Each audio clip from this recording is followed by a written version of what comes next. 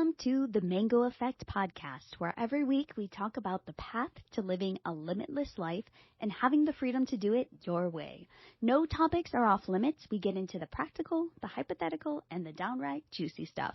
I'm Mindy Rosser, your host and lifestyle cheerleader, and I'm here today to talk about how we can deal with the feeling that it's never good enough. You know exactly what I'm talking about when I say this. You do something, you accomplish something, there's a big goal, and you achieve it, or you fall just a little bit short, and you go, it just wasn't good enough. It's just never good enough.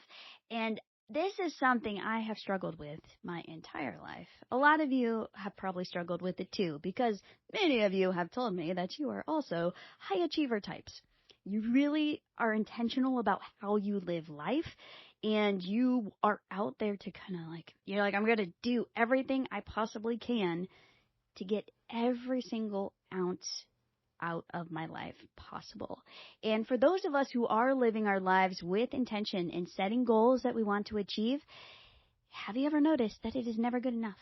No matter what you do, it just is never good enough. My partner and I we're talking about this over the weekend, and it was such a good conversation. I'm like, we should be recording right now. We talk about this concept all the time. And whether it's related to exercise or whether it's business or whether it's friendships or family or parenting, relationships, it's just never good enough. And I think this is something that is baked into us as little kids. Many of us have grown up with these Western ideals. Not that they're good or bad. It just is for many of us. And we believe that we have to keep striving. So there is this concept in our culture that we glorify people that are doers, people that are achieving, that are at the top of their game, high performers. You know, those lists of, aren't they 20 under 20, 30 under 30, 40 under 40, fill in the blank, whatever genre or business that you're in. There's a list out there of people that are your age or younger than you kicking butt. And then we get this sense of feeling like no matter what we do, we are just never good enough. We're never going to measure up to so-and-so. We are never going to measure up to the number and vision we have set for ourselves or for our business or our careers. And we get into this negative cycle where, yes, we are making progress towards our goals, but we are not enjoying that progress. We're not noticing that progress. And sometimes we just get frustrated with ourselves because no matter what we do, it's just never good enough. And so I really wanted to dive deeper into this topic, a little bit selfishly, but also because I think it is so powerful. And it's something that I've noticed as a theme in a lot of the people that I coach, a lot of my clients that I work with. They have this feeling that whatever they're doing is not good enough, and that's why they're coming to me for assistance with LinkedIn, with lifestyle, with other aspects of their life that they really want to improve. So I think really diving into this topic and where is this coming from? Why do we have this sense that it's not good enough? Is there a balance between striving for goals, achieving, and also the gratitude and the contentment and really being present? Because we get so future focused. I don't know about you, but this is how I go. I go into the future. I'm like, I see my ideal vision. That part I can do. I can see where I want to go. And a lot of times what I forget to do is to look right in front of me and say, hey, I took a step today. It might have been a tiny step, and maybe it was a step backward to step 2 steps forward on another day, but it was still a step. I'm still making progress. I am still going forward. Even if I have setbacks, I'm still on the right path. So how can we kind of wrap our minds around this? And let's think about this from lots of different angles today. So this will be fun. We're going to talk through, and you get to hear some of my stories. We'll talk through when does it not feel good enough? And we'll apply this concept to a lot of different areas of our lives. So if you've heard me talk about this, I think it was in a very early episode about Lifebook. Lifebook is a really good framework for those of you who are looking to really get a hold of what you want to accomplish with your life. Lifebook is an online program that is run by John and Missy Butcher, and you can Google it and you'll see it. It's fantastic. It's been around for a long time. Many of you have been through it because you've told me. Others of you are familiar with the concepts and you have applied them in your own way. And some of you are like, Lifebook? What is this? And basically, Lifebook is a really great framework to help you figure out what you want out of the 12 categories of your life. And there's a bonus, number 13, which is we're not going to go there today. Okay, so back to the 12 categories of life books. So we have health and fitness, we have intellectual, we have emotional, we have character, we have spiritual, we have our love relationship, we have parenting, we have social, we have career or business, we have financial, we have quality of life, and we have life vision. So putting all those together, when you think deeply and know what you want out of all 12 of those categories in your life, you are going to notice that you are going to start heading in the right direction, and you're going to be much more clear. So for me, going through that process is great, and I really found it helpful, and it also inspired today's topic. So I will put the link in the show notes if you are interested in Lifebook. I highly recommend it. It is just the best framework I have found to design an epic lifestyle. So we're going to talk about those different categories from the it's never good enough mindset and have some fun stories. All right. So first, let's talk about health and fitness. So I am a health and fitness nut. If you've listened to any of my other episodes, you have heard me talk about deadlifting and squats and surfing and exercise. I love yoga. I like it all, pretty much. I would say anything that requires going too high, though, heights, anything with heights, rock climbing, none of that. I don't like heights at all. But other sports, much more fun. So for me, health and fitness has been one of my driving passions throughout my entire life. When I discovered it, like my early teens, I was really excited. Like once I really understood what fitness could do for me, I got into it. I loved lifting weights. That's where I started. And then that kind of opened the door to other activities. And I really enjoy weightlifting, so squats, deadlifts. I like doing a little bit of CrossFit, for those of you who are CrossFit fans. Not too much, a little bit, doses here and there. I did bodybuilding and competitions for a little while. I have done weightlifting, which is a little different than powerlifting, so I know how to snatch, clean and jerk, all that good stuff. And there's this thing called a PR. So a PR is basically the heaviest weight that you can do for a certain movement. So for example, my squat. Like if you're doing a back squat, if you don't know what it looks like, basically you have a bar on your back with a bunch of weights on it. So plates on the sides, and you squat that. You got to go to depth. It's got to be deep enough. No little baby squats here. And for me, working on my squat PR was really important, and my deadlift PR. Like I really wanted to, I didn't want to compete in powerlifting, but for me, just getting strong, there was something about it that I was just like obsessed with for a few years. That was before we moved to Oahu, and I kind of changed my goals because I discovered surfing. But back to my weightlifting, powerlifting stuff. So that was a really big driver for me. But you know what I noticed was that no matter how much weight I lifted, no matter how much progress I made, I would leave those sessions thinking it was just not good enough. Like I might have hit a PR in a certain day and just like, well, you know, my depth wasn't there or my form was off. And I would always be critiquing myself instead of celebrating the fact that, hey, Mindy, you hit a PR today. Why not take a moment and just celebrate that and be present? And there's something to be said for being present, especially when you are a goal-driven person, when you are really intent on hitting something in your life, whether it's fitness or not. It's like you have to be present for those moments. And there was one moment that I can distinctly remember in my mind when it comes to the squat. So I'm definitely stronger in my deadlift than my squat. And I think it was 245 was the number that I hit, 245 pounds. Now, I am a small woman, so I am like 130 pounds, 135, somewhere in there, depending on the day. And so for me to lift, 245, that was pretty good, I thought. And it was a really incredible moment when I hit that number. And there were some people there, but not like staring at me while I was doing it. It was a moment that I did feel completely present. And it was a split second. I'm just like, wow, my body can actually do this thing. This is incredible. How many people get to experience this moment? Not very many. And so I think just paying attention, using that as an example, just to pay attention to those moments when you do have a brief glimpse of like, wow, I just did something awesome. And nobody may know, it may not matter to anybody else, but it matters to you. So paying attention in those moments is really important. And of course, we have to talk about surfing here, because we're talking about health and fitness. And with surfing, oh yes, it is the most exciting, most frustrating, most annoying, most gratifying, most creative sport out there, in my opinion. But it has its moments. So like some days we have this rule in our household. 80% of your sessions, whether it's any type of fitness session, so whether it's you're into weightlifting or you're into CrossFit or you're into surfing, whatever it is, it doesn't matter what sport, but 80% of your sessions are going to be decent.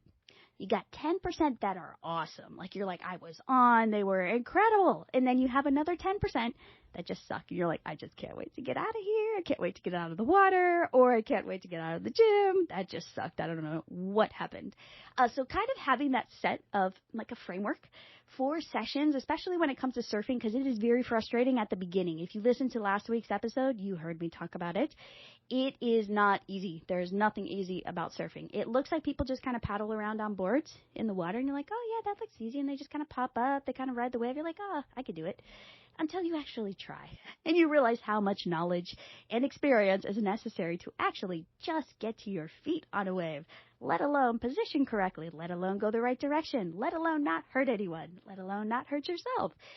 So for me, surfing has been very frustrating, but also very gratifying because there are those 10% sessions where you're like, that was amazing. And I just had one of those, like a wave that it felt like, okay, that was a top 10% wave yesterday. And I was surfing and I'm like, I dropped in at the right spot. I was like, I could see the wave is like kind of crumbling in front of you and you're trying to gauge your speed. And it's been a little while since I've surfed. And so just kind of going down the wave, I'm like, oh my gosh, I actually did a little bit of a turn, and in that moment, I was incredibly present. And I think that's why I love surfing, because you can get those moments. Like you paddle around, I would say 95% of the time, if not more, you are literally just paddling around the lineup trying to wait for the wave, catch the wave, stay out of people's way, all of that stuff, read the ocean. And then that little bit of time, like most of the time, a good wave can be just a couple seconds, like, 2 to 3 seconds. If you get a long wave, it's like 10 seconds. And so those moments, though, it feels like time stops and you are never as present as you are surfing a wave, especially one that's, a decent size that's actually kind of exciting. And so for me, I was like, wow, I got that moment of being in the now and feeling present and going, you know what? That was good enough. And when I got off that wave, because this topic has been on my mind, I'm like really excited to talk about it. I had been thinking about it. I'm like, you know what? That one was good enough, and I'm going to celebrate this moment because I'm always beating myself up. Every single wave that I take, I always critique myself and say one thing that I did wrong, so I'm kind of trying to self-coach myself. But sometimes you can be a little harsh on yourself when you are surfing because you're like, oh, there was like 15 things that I did wrong on that one. Let's just move on to the next. So I feel like there is this balance where you celebrate those moments where it is good enough. And then there is a moment, too, where it's like, okay, I could have done better. But instead of beating ourselves up, how can we approach that differently and almost kind of coach ourselves and say, okay, I messed up there, but you know what? The one thing that I could have done differently is this. So that's how I approach it, especially if you are learning something new and you're making a lot of mistakes. It's really easy to give up because there's just so many things that you are doing wrong and you don't have that level of proficiency that you need. So you do need to encourage yourself to keep moving forward and celebrate those moments when you do something right. Even if the wave is not perfect, if I catch the wave and there's one thing that I do right, like if I actually pump, and like go down the line. I'm like, wow, okay, I did it. I might not have been in the right spot. My takeoff might have been messy. But you know what? I made it on the wave and I pumped. So for me, it's like celebrating those little moments too. And I'm learning that. It's not something I do proficiently. It feels like I'm always learning this, but just something to consider. All right, let's talk about the intellectual category. So reading is one of the things that I really like to do. And it helps me, I guess, feel smart, if you want to call it that. And also, I really love ideas. So if you can change my perspective, if you can get me to see something from a different angle, I'm all in. So books are the easiest way for me to do that because they go deep. It is the most distilled version of content out there. Read a book and you are going to get the idea distilled all the way down. So it's not as fluffy as a podcast or as lighthearted. It is the core of the idea. So I love books, but I feel like sometimes I will set reading goals. It's New Year's resolution time and I'm like, I bet I could do a book a week. And I put that on my goals list. And of course the books that I want to read are tomes, right? So they would be the size of 3 books. And I put myself and set myself up for failure because I'm saying, I've got to read a book a week. And if I don't finish that, then I'm not keeping up on my intellectual prowess, and I need to do more. And so I think in that case, it's really about figuring out how to approach, keeping my mind sharp, feeling entertained by the books that I'm reading, whatever topics I want to binge learn at that moment, and really pacing it.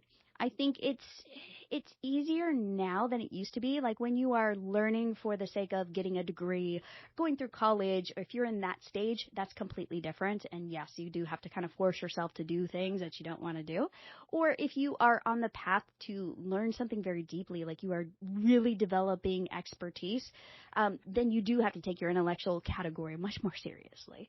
But for me, it's really been about not beating myself up because I'm not reading as much as I want to be reading because I'm doing other things, but it's also figuring out moments in the day and in my week that I can build in some reading time. So for me, that looks like during dinner is one of my favorite times to read. Most of the time we're just kind of all sitting around the table. Everyone's kind of doing their own thing. And I love to read because it's like, okay, I don't have to do my work now. I can just kind of read, relax, but I have to have a book that I'm really interested in at the time. So that is good enough. If there's a book that I'm reading at some point throughout the week, a few days a week, that's good enough. And I don't have to beat myself up about it. So it's really approaching this from a more free-flowing attitude than it is like we set these ridiculous goals sometimes. We set so many goals for ourselves that we try to hit them all, and then we get upset when we don't hit them all. So it's figuring out how to prioritize what is meaningful to you right now, and then matching that to, first of all, what you're reading or what you're consuming, the content that you're interested in, and then doing that at a frequency and at a pace that actually feels good to you and doesn't make you feel exhausted. All right, let's talk about the emotional category. So emotions. I definitely have a lot of areas of growth when it comes to the emotional category. For me, my approach to emotions has been stuff it all down and just kind of bury it. And if you really feel badly, write in your journal, maybe reach out to a therapist if it gets really bad. So I have not had the healthiest approach to working through my emotions and really feeling good about the way that I process things emotionally. And so I tend to say it's never good enough when I fall into the same patterns. When I notice, I'm like, wow, I have been through this same exact experience at least a dozen times, and I still do the same darn things that I know don't work. Like, Mindy, what is wrong with you? I start talking to myself in the third person. And so I think it's having a little bit of grace. There is so much that is baked into our DNA and our emotional, the way that we deal with our emotions, based a lot on our childhood experiences that we've had along the way. So I think we do have to be patient with ourselves, especially when it does come to the emotional category. And if you feel like you are still really struggling in this area, I think it's always a good idea to have a therapist or somebody that you can talk to at that level that is a professional that can really help us see our blind spots and also work through them in a way where we are not beating ourselves up, because it's really easy. Nobody else lives inside of our heads. We do. And we can get stuck in loops. And that's where I notice when I go off the rails, is when I'm stuck in some type of loop in my own head. And so really identifying that when it's happening and getting the support we need, I think is really, really important. All right, let's talk about character. So character is a fun one for me. I love, when people talk about having good character, I'm like, ooh, values. I love values. One of my big values is productivity. I'd love to be productive. Mindy likes to be busy all day long. If I can multitask and do multiple things at the same time and get awesome results from both, I'm all in. If you catch me in the sauna, I'm likely, reading, listening to something at the same time I'm doing my journaling and check-ins. It's like I'm doing all these wonderful things and sweating, by the way, all of this inside of the sauna. So that's kind of the way that I do life, though. I like to do a lot of different things at the same time. But sometimes that is good. Sometimes it is detrimental because my brain is going in multiple directions instead of being strategic and focused. So a lot of times I feel like I'm never productive enough. I get to the end of the day, I look at the list. It doesn't matter. I may have crossed off everything on my list. My big 3 are crossed off. All the other tasks are crossed off. And I'm like, you know what? I didn't do this. There's something else I could have done in that day. And so it's really easy to beat ourselves up, I think, about productivity in particular, because our culture is so obsessed with being productive instead of just being. Like, can we just be? Is that enough? No, no, no. You have to be a machine. You have to be productive. We have to brag about how much we've done in a day or how much we've delegated to other people. It's funny. It's so funny to me and ironic sometimes because there is so much more to being human than being productive. Yet we are still so focused on ultimate productivity versus being. So finding a way to balance that out is really important. If you are the type that is like a high driver and you are very motivated, you like goals, and you are going to check them off at whatever cost, make sure that you are balancing that out with something that calms you down. So you're not just, up-regulating all the time. Like, you also need to down-regulate your energy, because otherwise you're going to face burnout pretty quickly, and that's not going to be very fun. So I think just keeping that in mind, productivity is great, but also how are you balancing that out? So two sides of the same coin. All right, let's talk about the spiritual category. All right, so for those of you who do know me a little bit, I used to be a Christian. I'm not a Christian anymore. And I'm not judging. I'm not, saying I'm not anti-Christian per se. But when I was a Christian, being perfect and always falling short and being a sinner, all of these different concepts were really very damaging to my life and how I perceived what I was supposed to be as a human. I was trying to be as Jesus-like and as Christ-like as possible and trying to be perfect. And for those of you who are Christians, just kind of keep in mind, we are all still human. And it is really important to balance that out with just giving yourself grace too, if you feel like you have to meet this version of perfection. And for the first 20 years of my life, that's what I was trying to do. I was trying to be perfect, and it was so unhealthy for me, because anytime I wasn't perfect, I'd completely beat myself up, or I'd be at the altar at church, or I'd, be crying my eyes out at nighttime, telling my mom that, I'm not a good Christian, all of this stuff. So I think if you are in the spiritual realm, really be thoughtful about how your beliefs shape, that whole feeling of feeling good enough or not good enough. Because sometimes there are a lot of forces that play here that we don't recognize, or they're just kind of, if we're born into a specific religion or denomination or any type of belief system, it's easy to pick up on those and not feel good enough because of these beliefs that we hold. So really be thoughtful and intentional about how you approach spirituality in this regard. And now that I'm a little bit more open, I would say spiritually, I don't know if I'd call myself like a hardcore atheist or agnostic, but I am a little bit on the woo-woo side of things. For me, what I don't feel like I'm good enough at is meditating. I feel like I don't meditate enough. There's this big push right now for everybody should be meditating. You should be meditating twice a day, or at least once a day for 20 minutes, at least 20 minutes. If you can do 5 minutes, okay, that's okay. Start with 5 minutes. So for me, I'm struggling. Like, I still haven't figured out the meditation thing. I'll do it every once in a while when I feel like it, but I'm just not quite there yet. So I think it's really having that grace and realizing that there are ways to meditate and kind of get that same benefit that may not require me to sit in the corner with, in the little position, humming in the corner, closing my eyes, feeling incredibly serene. For me, I feel like one of the most spiritual things I can do is go surfing. It's like I get that same feeling. Plus I get exercise. Plus I get like strength building. Plus I get endurance. Anyways, we love surfing here. Yes, yes, yes. And I feel like that is one of the ways that I can embrace and feel like, okay, I'm good enough. It's good enough. Like, my spirituality is good enough because I am moving in that direction. And being in the ocean is my way to connect with nature and to connect with my own inner spirituality. So spiritual is just a really important category. And this is one that can be either very helpful. I have seen it be incredibly helpful for some people and also very damaging for others. So just be really thoughtful in how you approach yours. Relationships. All right, let's talk about relationships and not being good enough. Okay, so have you ever heard things like you should be going on a date once a week with your special person, if you're in a relationship? Or for those of you who are single and dating, like you should be dating. Like if you're not dating and you're single, like what's wrong with you? I mean, there's so many funny things and myths that we hear about relationships, and they're never good enough, right? So for us, date nights, those never happen. Like we just kind of live life. We are together all day, contrary to what a lot of relationship books say, where they say you should be, spending enough time apart, creating this mystique, and then getting together for these like hot, sexy dates. And that just doesn't happen with us. We have a very unconventional relationship. It looks conventional on the outside, but it is how we approach it is very unconventional. And we have tried a lot of things. So we have gone into all sorts of lands, and I've talked a little bit about it on the podcast.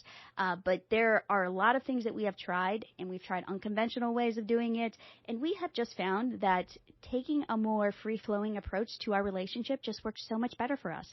And our relationship is not defined by our, just the type of relationship, how it looks to other people. It looks like we're in a hetero relationship when really it's not exactly like that, but it's too hard to explain to people. It's like, okay, I love you, you love me, we want to do life together. Boom, great, relationship, check.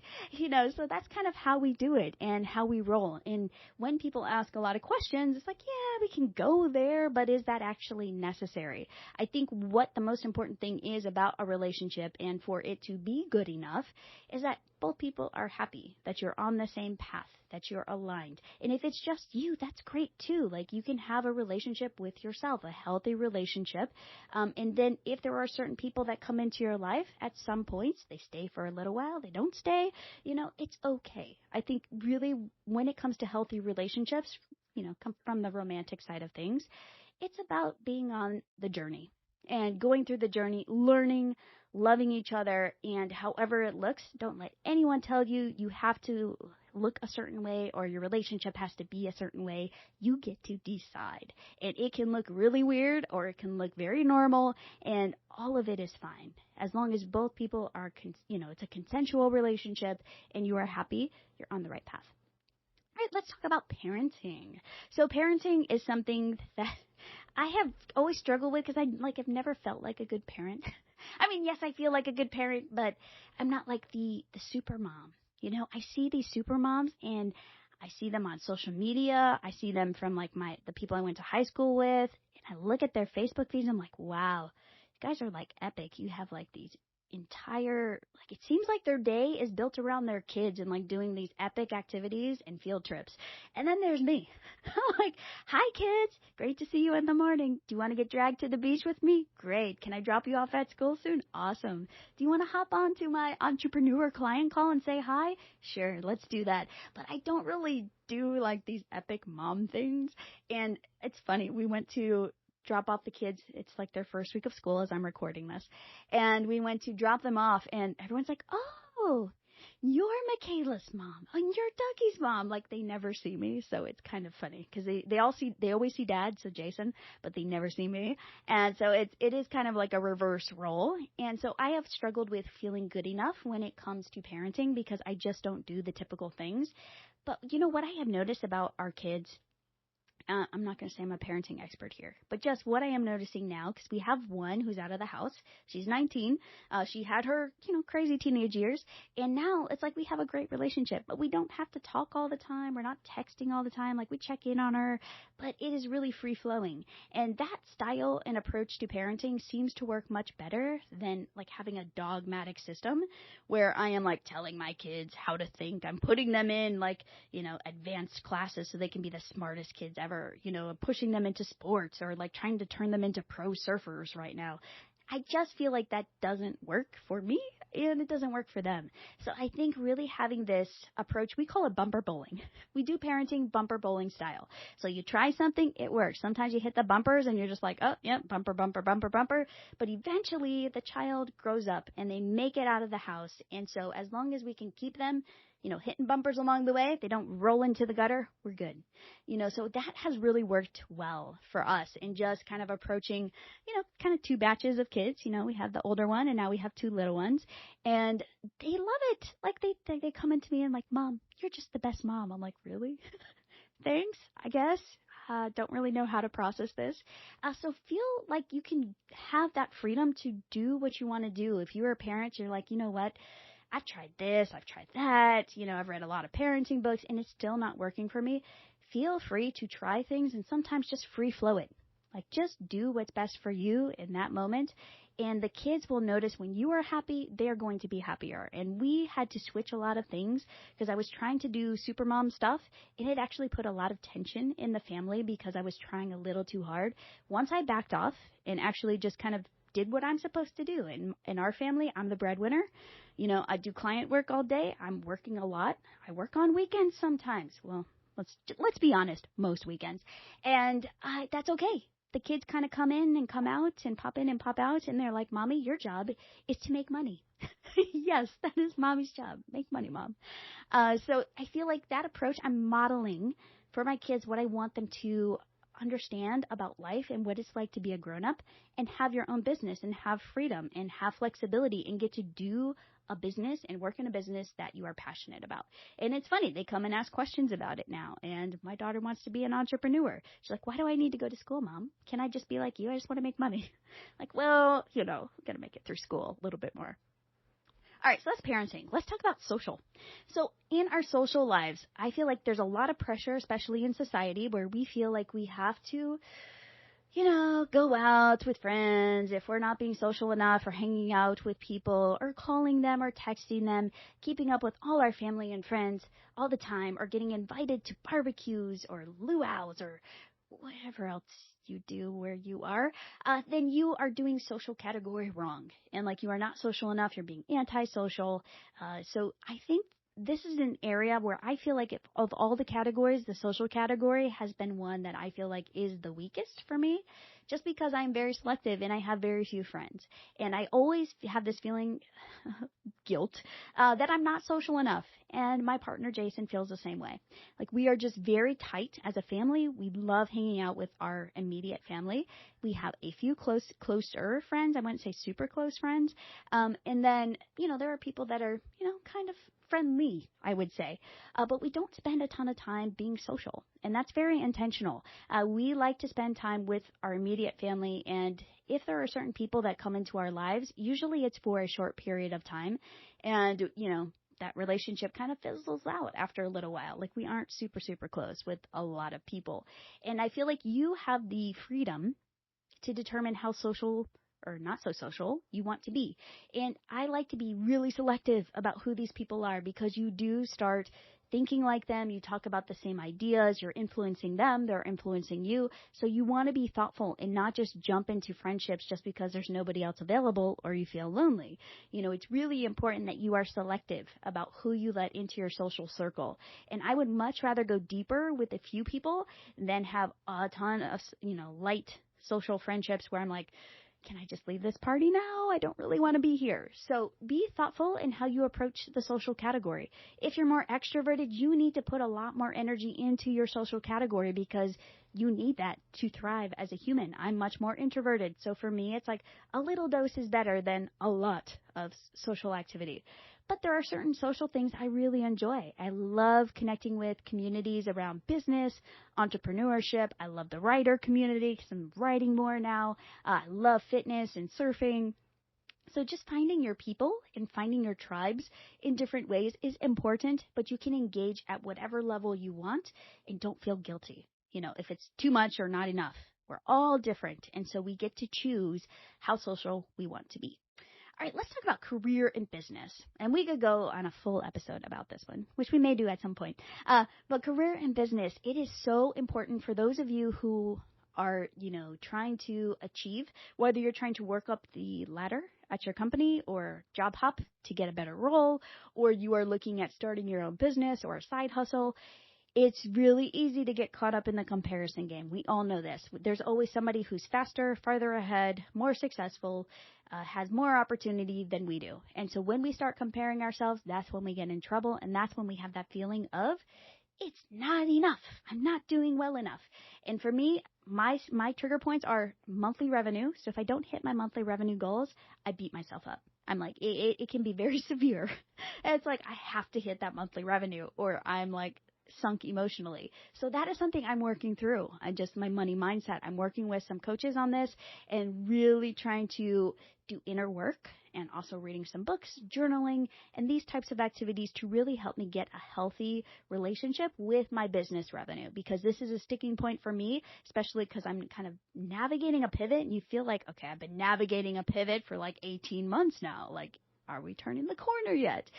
So those types of emotions do get brought up a lot, especially if you are a business owner or you are responsible for, the money in your household. I mean, all of that can fall under this category too. Profitability, that is something we don't talk about enough, I feel like, in the business world. But when your business is profitable, you feel great. Like you may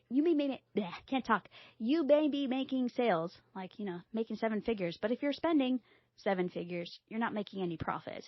So really thinking through profitability and creating offers and how you structure your time to make sure it is profitable is really important. And when you are not hitting those goals, sometimes you can beat yourself up because you're like, I'm not there yet. But as long as you are making progress towards that and you know it's important, that's fine. It's like, be okay with that in the moment. And there are other areas of business like growing an email list, how many people you had in your last launch, how many leads you have, how many ongoing clients you have. And all of these things can mess with our heads in a way where it feels like it's not enough. Instead, when we flip it and we go, wow, I am so grateful that, I had 13 people join my program. And I just opened the doors to this beta launch thing that somebody told me about, and 13 people pulled out their wallets, entered their credit card information, and actually went through my program. Like, how amazing is that? I think celebrating these things is really, really important as, touch points, as milestones to show you that you are going in the right direction. As something I read in The Alchemist, excellent book, by the way. If you haven't read it, I've been meaning to read it for years. I finally read it. And there was a concept in there that is called following the omens. So really paying attention to, positive signs that you are headed in the right direction or in the wrong direction. So if you have a bad omen, you're like, oh, wait, I wonder if I should be going in a different direction. If you have a good omen, those are just reminding you are on the right path. Keep going. So look for those omens, especially when it applies to your career and to your business. All right, let's talk about financial. So the financial category. Don't we all think we should be saving more? I don't know about you. I'm raising my hand. Nobody can see it. Savings. I always feel like I should be saving more. I should be investing more. We have friends who are like really into real estate. And I'm like, oh, we're not doing real estate. We're doing IBC. Oh, I should be doing real estate. You see everybody else and you feel like they've all got this figured out and you don't. And you're like, oh, I'm going over budget this month. It's easy to beat yourself up, especially when you don't see, like for me, it's the net worth. I track my net worth on a daily basis. Yes, a daily basis. And so if it's not trending up, it's like, watch Mindy's mood. It's going to go down when the net worth is not going up, up, up, up, up. So for me, I'm really trying to work through that money mindset, like I mentioned earlier, when it comes to business and such. It's like, okay, getting this in order and understanding that sometimes you do have to kind of dip down to go back up, and that's okay. Being patient with yourself. If you are living on savings right now because you're investing in your business or you're making a pivot or making a change that matters to you, that's okay. Don't beat yourself up about that. You are taking action, and so many people just don't even take any action because they're afraid to take a risk, and you took a risk. So pat yourself on the back, and it's okay. Money can always be made at some point. There is so much money on this planet that we can find a way to make it. And I think that it's just having more of an abundance mindset versus a scarcity mindset, which is something we'll probably talk about from a few different perspectives in the future as well. All right, let's talk about quality of life. So quality of life, when I think of how well am I living? I think about Keeping Up with the Joneses. If you've ever watched that movie, I think that's what it's called. But just how we compare ourselves to other people around us. And it looks very different, I would say, on the North Shore of Oahu, where we live, versus when I lived on the mainland. On the mainland, it was all about like having a big house, a pool, like living in the right neighborhood. And here, it's funny, like there isn't as much of the keeping up with the Joneses, I would say, here. Literally, most people on the North Shore are just trying to make rent and survive. And you would think it'd be different, but it just is how it is for the majority of people here. So keeping up with the Joneses is actually like, how often are you surfing? Do you have a lot of free time? Are you working all the time? If you're working all the time, then, you're not as wealthy as other people. So it's a little bit different here. It's not so much about what you wear, what car you drive. It's about your time, and it's about how often you surf, and are you going on surf vacations and things like that. So it's a little bit different here, but it's still here. I don't think we can ever really get away from the whole keeping up with the Joneses attitude, and we have to figure out how we deal with that in our own minds, because otherwise it can sabotage us, because again, we're playing that comparison game, and it's never good enough when we're comparing ourselves to somebody who has more in some department or some category, or has more money than us, or has a bigger house, has a better car, has more free time, has a cooler business. So keep that in mind when it comes to quality of life. I really like to look at my life and the quality of life I have as in how much free time do I have? Do I get to do the activities I want to do? Am I happy enough with the actual things that I have?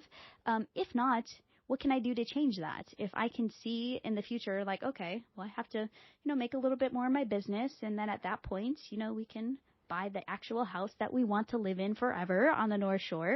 It's like, okay, well, that's a goal, and I will get there eventually. But it's not about beating myself up now that I don't have that house yet. It's like, okay, you live in the most expensive place on the most expensive island in Hawaii, the most expensive state in the U.S. Why are you beating yourself up that you don't own a house on the North Shore yet, Mindy? Sometimes we just literally have to say that to ourselves and talk ourselves off the ledge. All right, let's talk about life vision. So life vision, I feel like there are some of us who are big dreamers and we like to put things on the vision board, and others of us who are a little bit more practical. I'm a little bit more on the practical side. I love creating a life vision, but a lot of times I will get lost in the detail. So for me, I really like a laid out map and a plan. And I always feel like I'm not dreaming big enough. Like I am a little bit more pragmatic. I'm not like the ultimate optimist, a little bit more on the pessimistic side, believe it or not. And so I tend to not dream big enough. And so for me, I'm always comparing myself to these big dreamers. I'm like, wow, they just dream so big, and then they make that vision happen. Like they're impacting the world. And I feel like I'm lucky to impact my family, so I'm not dreaming big enough. I'm not having a big enough impact. My life vision is just not impactful enough. Like when I die, is anyone going to care? These types of questions come up for me, and I don't know about you, but it's really figuring out what type of life you want. And for some of us, maybe you do want to have that major big impact. For me, it's like, in reality, I don't care if I'm ever as famous as a Jeff Bezos or a Mark Zuckerberg or an Oprah Winfrey, like these really famous people in our day that are doing like amazing big things. But that's okay. I think figuring out what your life vision is for yourself, it could be, I want to leave my family a great legacy. And for me, that's mine. Like I care so deeply about my family and my immediate family, and I want them to feel safe, happy, and secure, and I want them to have a life of opportunity. So for me, that is my life vision. And I have learned over time that I should stop comparing my life vision to all of these amazing people who are making big things happen in the world, because that's just not where I am drawn to, at least in this moment in time, and that's okay. So being okay with that. And sometimes, I think just kind of wrapping this up, sometimes it is good enough. Like you may have gone through these different categories and thought, I do feel that this category is good enough. Good. That's great. We want to find that happy place between our drive and motivation to achieve and that gratitude and contentment. And no matter how good we get at finding that balance, it's always going to get unbalanced again. And so just realize this is a constant thing that we just need to be aware of. And if you ever feel like you are falling into the it's never good enough mindset, what can you do to pull yourself back? What moment can you pay attention to in that present moment where you go, you know what, that was good enough, and that's okay. Instead of judging or beating yourself up or coaching yourself, it's really being appreciative and being present. So do you ever get the feeling that it's not enough? Maybe you always feel good about everything all the time. I have met people that I feel like are just continuously grateful and content.